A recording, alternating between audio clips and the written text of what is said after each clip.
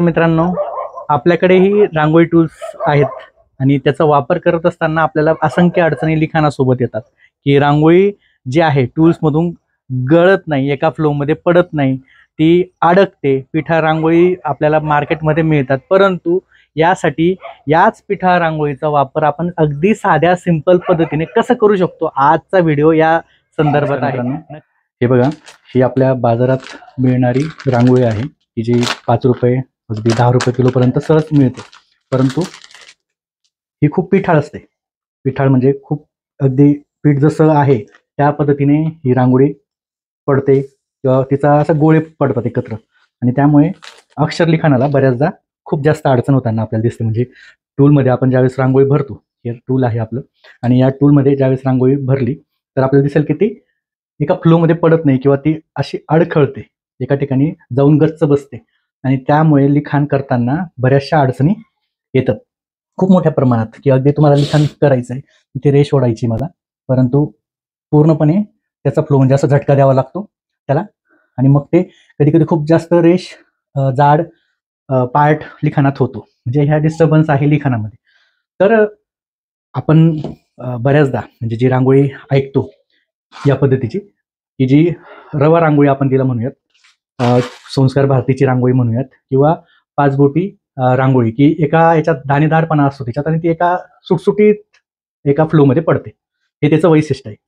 Okay, आता ही पिठा रांगोळी जी आहे की आपण बाजारातून आणलेली आहे, सहज उपलब्ध होणारी, सगळीकडे मिळते, पण लिखाणाला उपयुक्त नाही. टूल घेऊन सुद्धा डिस्टर्ब होतो आपण, की साहित्य घेतलं पण ती रांगोळी त्यातून पडत नाही. आता आपण इथे पाहूयात की ह्या साध्या रांगोळीला सुद्धा आपण जी दाणेदारपणा असतो तो दाणेदारपणा कसा आणू शकतो. एकदा बघा की मी काय केलं, जी रांगोळी होती ती जोही तुमचा फरशी किंवा मॅटवरचा सरफेस आहे त्याच्यात तुम्ही काय करा, त्या रांगोळीला एकदा पूर्णपणे पसरवून घ्या. ओके, तुम्हाला याच्यात काय दिसेल आणि काय होणार आहे याच्या मागची जी कृती आहे किंवा याच्यातून काय मिळतं, की आता ज्यावेळेस आपण ही जमा करतो एकत्रितपणे, आणि हा सरफेस जर जेवढा मोठा असेल आणि ती रांगोळी ज्यावेळेस तुम्ही एकत्रित भरतात, आणतात आणि पुन्हा तिचा लिखाणासाठी वापर करतात. ओके, तर पुढच्या याच्यात आपण काय करू की ही चाळणी जी आहे सगळ्यात बारीक मैदा गाळण्याची चाळणी आहे समजा, तिचा वापर केला.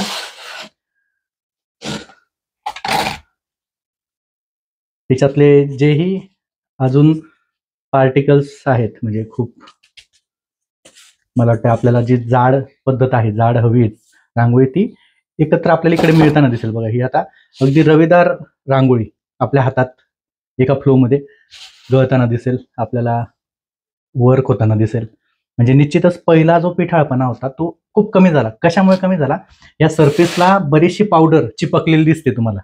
ज्यावेळेस ही रांगोळी आपण एकत्र अशी जर जमा केली आणि इथे जर हा पिठाळ भाग बाजूला केला तर आपल्याला दिसेल की ही खूप मऊ रांगोळी एका ठिकाणी आपल्याला वेगळी केली आपण.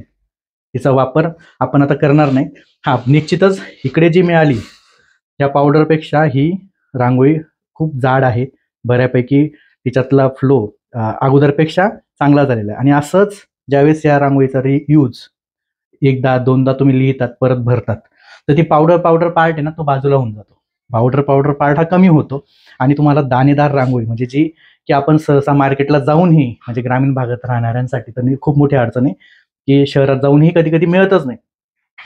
अगदी पुणे मुंबई भागातून मागवावे लागतात हेच. तर ही सुंदर रांगोळी आपल्याला लिखाणासाठी मिळते. याच्यासोबत थोडंसं आपण लिखाणी करून पाहूया. ही रांगोळी इकडे, ही पावडर पार्ट बाजूला केला.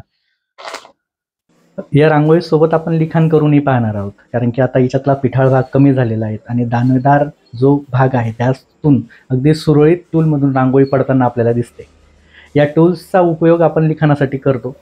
यामध्ये मेटल्स आणि प्लास्टिक जी की वर आपल्याला दिसत आहेत, या टूलचा आपण लिखाणासाठी वापर करू शकतो. जर आपल्याला टूल्स हवे असतील तर मला वर दिलेल्या व्हॉट्सअप नंबरवर अधिक माहितीसाठी आपण मेसेज करू शकतात.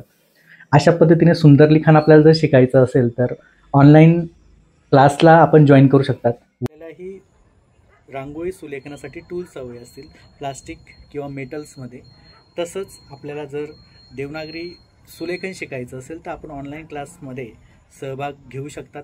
वर दिलेल्या व्हॉट्सअप नंबरवर डिटेल्स तुम्ही विचारू शकतात. आपल्याला साहित्य स्पीड पोस्टद्वारे पाठवलं जाईल. आजचा व्हिडिओ हा आपल्याला कसा वाटला नक्कीच कमेंटद्वारे कळवा. थँक्यू.